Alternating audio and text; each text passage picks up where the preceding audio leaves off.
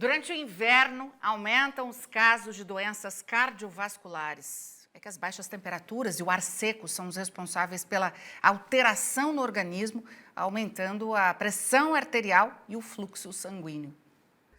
Dona Maria sofreu uma parada cardíaca em 2016. E de lá para cá, muita coisa mudou nos cuidados com a saúde. Diariamente são 4 remédios e uma visita ao médico pelo menos 2 vezes ao ano. Foi bem difícil, né? Porque passei muito mal, quase, né? Fiquei internada, fiz cateterismo e tudo.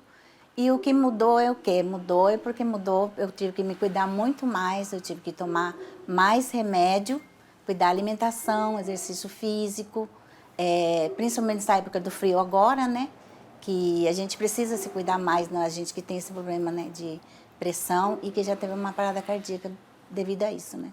Quando chega o inverno, a diarista redobra os cuidados com a saúde, principalmente com a pressão arterial, já que é só cair um pouco a temperatura que ela sente os efeitos no corpo.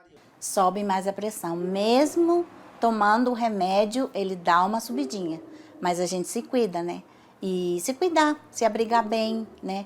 Tomar água bastante, cuidar do banho também, que tem que ser um banho por dia, antes do frio. E todos os exercícios físicos que a gente vai fazer um pouco mais tarde, né? As baixas temperaturas e o ar seco são grandes inimigos das pessoas com problemas cardiovasculares, já que o organismo sofre alterações, aumentando a pressão arterial e o fluxo sanguíneo. Anualmente nós temos mais de 300 mil mortes só no Brasil relacionadas às doenças cardiovasculares. E de fato, nessa época do ano, no inverno, as baixas temperaturas provocam algumas mudanças no organismo das pessoas, em que nós temos o que nós chamamos de vasoconstrição, que é uma constrição dos vasos sanguíneos. Isso pode alterar a pressão arterial, elevando a pressão arterial, alterando o fluxo sanguíneo, por exemplo, para as artérias que levam sangue para o coração, para o cérebro, dentre outras mudanças que acontecem. E essas alterações servem para manter a temperatura corporal adequada, porém, elas podem sim, devido a essas alterações, causar aumento de AVC, que é o derrame, e de infarto, em que alguns dados dizem que o infarto aumenta em até 30% nessas épocas do ano. A dica dos médicos durante o inverno é que as pessoas se agasalhem mais. Bebam bebidas quentes como o chá e também o café e evitem comidas calóricas.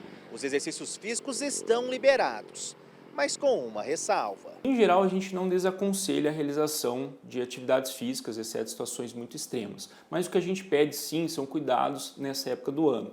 Então a atividade física deve ser realizada em ambientes locais fechados, com roupas adequadas, que a pessoa mantenha uma temperatura corporal elevada, normal, e que seja realizado em horários em que a temperatura não esteja muito baixa. Então, evitar o início da manhã, o final da tarde, que são horários em que a gente tem temperaturas mais baixas. Nessa clínica de fisioterapia, o movimento aumenta durante o inverno, já que muitos pacientes com problemas cardíacos procuram ajuda. A fisioterapia ela é importante não só no momento do inverno.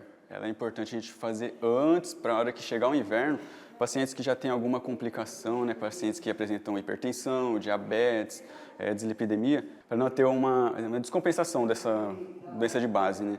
E o exercício físico que a gente faz, a nossa conduta é baseada no exercício físico. Ele ajuda tanto na parte de força muscular, quanto da parte de condicionamento cardiorrespiratório também.